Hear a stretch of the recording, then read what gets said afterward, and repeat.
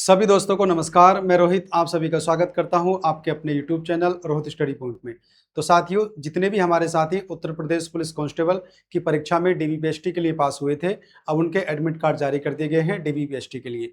कौन कौन से डॉक्यूमेंट्स आपको लेकर जाने हैं, किन किन चीज़ों का तुम्हें ध्यान रखना है, ये सारी चीज़ें मैं आपको बताने वाला हूँ इस वीडियो में, क्योंकि आपके डीवीपीएसटी अब शुरू होने वाले हैं।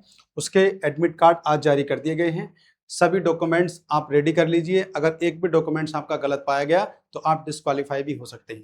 तो पूरी वीडियो में सारी चीज़ें बताने वाला हूं, बस ध्यान से देखना, क्योंकि सारे डॉक्यूमेंट्स और किन किन बातों को तुम्हें ध्यान रखना है डीवीपीएसटी में। उसके अलावा आगामी जो पुलिस की भर्ती आने वाली है, चाहे वो दरोगा की हो, कांस्टेबल की हो या फिर होमगार्ड की हो, उन सबकी अपडेट के लिए और मैथमेटिक्स रीजनिंग पढ़ने के लिए आप मेरे साथ जुड़े रहें। चैनल अभी तक आपने सब्सक्राइब नहीं किया तो आप कर सकते हैं सही अपडेट और मैथमेटिक्स के लिए। देखिए भाई, अगर हम देखें तो नोटिस साथियों आज जारी हुआ है, यानी कि 10 अगस्त 2026 को नोटिस जारी किया गया है। और इसमें देखिए आपके एडमिट कार्ड को लेकर और जो डॉक्यूमेंट्स और आपकी शारीरिक दक्षता है उसको लेकर सारी इन्फॉर्मेशन दे दी गई है। आप देख लें यहाँ पर कि उत्तर प्रदेश पुलिस में आरक्षी नागरिक पुलिस एवं समकक्ष पदों पर सीधी भर्ती 2025 अभ्यर्थियों की सुविधा एवं पारदर्शी मानक परीक्षा यानी कि डीवीपीएसटी के प्रवेश पत्र डाउनलोड किए जाने हेतु महत्वपूर्ण सूचना दे दी गई है।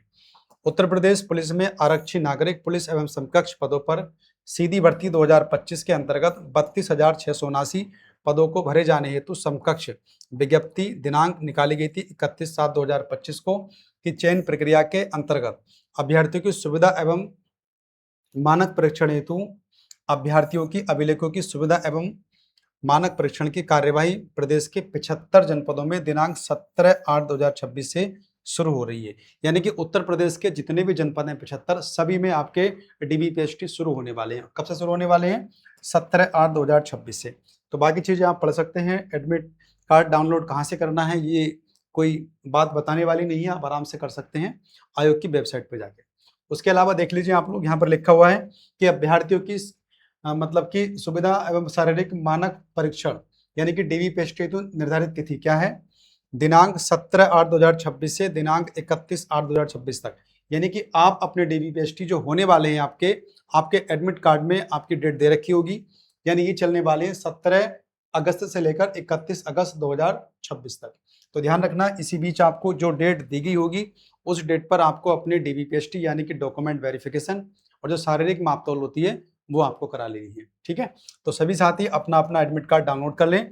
डाउनलोड करने के बाद में देख लें कि आपका सेंटर कहाँ पड़ा है, क्योंकि ये आसपास जिलों में आपके रहने वाले हैं।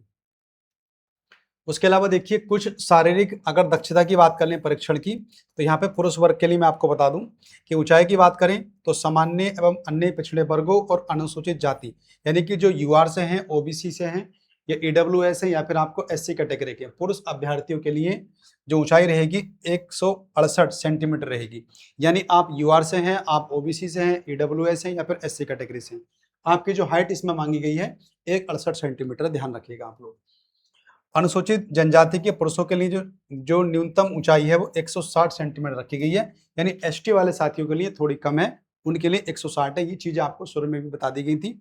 अब इस पर तुम्हें ध्यान भी देना है, वहां पर लचकना नहीं है, झुक के नहीं खड़े होना है, स्ट्रेट खड़ा होना है। तो इन सब चीजों की प्रैक्टिस आप अभी से कर लें। ऐसा ना हो कि आपकी लंबाई 168 पॉइंट कुछ है, वहां झुक जाओ या दबाव में आ जाओ, फिर थोड़ी बहुत कम हो जाए, डिस्क्वालीफाई हो जाओ। तो प्रैक्टिस अच्छे से आप कर लें इन चीजों की, कैसे खड़ा होना है।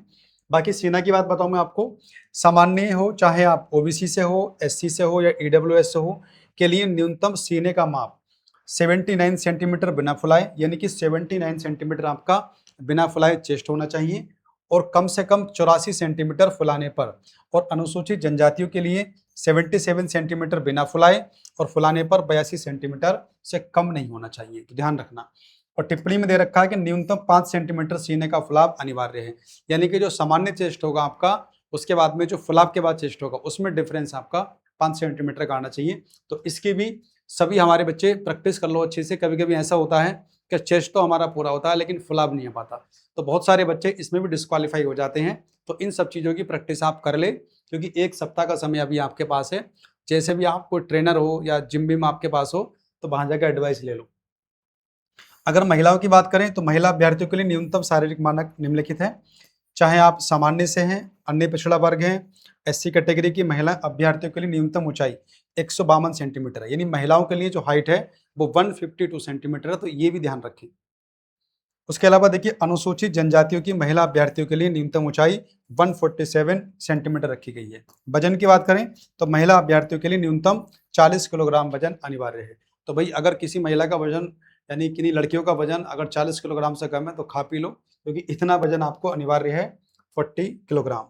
यदि कोई अभ्यर्थी जो अपने शारीरिक मानक परीक्षण में संतुष्ट ना हो, ठीक परीक्षण के ऑप्शन द्वारा अपने दिन अपील आपत्ति दाखिल कर सकता है, और ऐसी समस्त अपील आपत्तियों के समाधान के लिए बोर्ड द्वारा प्रत्येक स्थान पर एक अपर पुलिस अधीक्षक बैठा होगा। यानी कि अगर किसी को लगता है कि उस डेट पर मैं अपना फिजिकल नहीं करा सकता या मुझे कोई परेशानी है, तो एक मतलब लेटर लिखने के बाद में अगली डेट वो ले सकता है, ये प्रावधान भी है। तो अगर कहीं किसी को दिक्कत हो जाए तो इन चीज़ों पे आप लोग एक्शन ले सकते हैं, इसमें दे रखा है। उसके अलावा देखिए ये तो आपकी शारीरिक दक्षता की बात हो गई। अब कौन कौन से डॉक्यूमेंट्स आपको लेकर जाने हैं, क्योंकि पहले तो आपका डीबी होगा, डॉक्यूमेंट वेरिफिकेशन ही होगा, उसके बाद पीएचटी होगा। आधार कार्ड आप लेके जाइए, मूल निवास जरूरी है, खास करके उन साथियों के लिए जो कास्ट सर्टिफिकेट लगाने वाले हैं, ठीक है।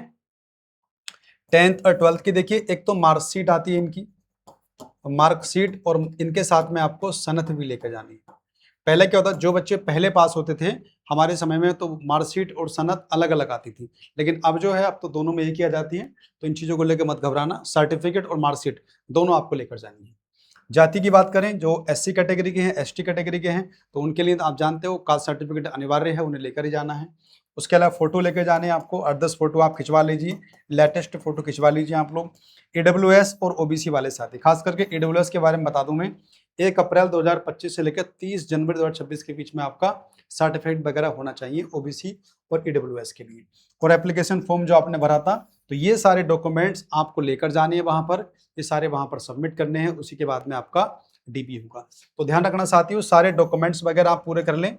अगर किसी डॉक्यूमेंट्स में आपके नाम में या पिताजी के नाम में या फिर आप कह लो मदर के नाम में अगर कोई गलती है, तो आप सर्टिफिकेट बनवा कर रख लें, वो आपसे वहां मांगा जाएगा। ऐसा ना हो कि उसके लिए फिर आपको बाद में चक्कर लगानी पड़े। तो कहीं भी किसी नाम में मिस्टेक वगैरह होती है तो उसका अभी से आप सर्टिफिकेट बनवा कर रख लीजिए। बस यही डॉक्यूमेंट्स आपके लिए जरूरी हैं। ये सब डॉक्यूमेंट्स आप एक बार चेक कर लें, और चेक करने के बाद अपनी पूरी फाइल बना के रेडी रख लें। जब भी आपकी कॉल आएगी एडमिट कार्ड में आपको दिख जाएगा।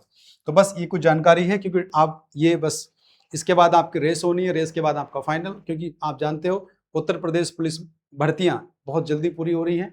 ऐसा ही आपने देख लिया होगा, होमगार्ड भी आपका प्रोसेसिंग में है, फिर आपका ये बहुत जल्दी इसके 10-15 दिन के बाद, मैक्सिमम 15 डेज के बाद में इसकी आपकी रनिंग शुरू हो जाएगी। तो रनिंग भी करते रहें।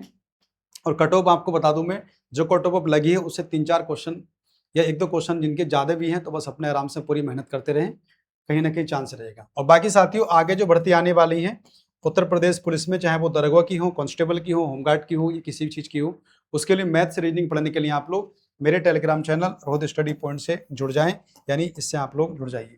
ये मेरा एप्लीकेशन है रोहित स्टडी पॉइंट, इसे आप डाउनलोड कर लें ताकि मेरी क्लासें आपको मिल सके। तो बस साथियों डॉक्यूमेंट आपका रेडी है, सब रेडी करने के बाद में फिजिकल एक्टिविटी चल रही है, उन्हें पूरा करने के बाद में अगला जो पड़ाव आपका बस रेस का है, रेस लगाने के बाद में फिर आपकी ज्वाइनिंग है। तो बस हमारी तरफ से ऑल द बेस्ट सभी साथियों को, अपने आगे पढ़ते रहिए और बढ़ते रहिए।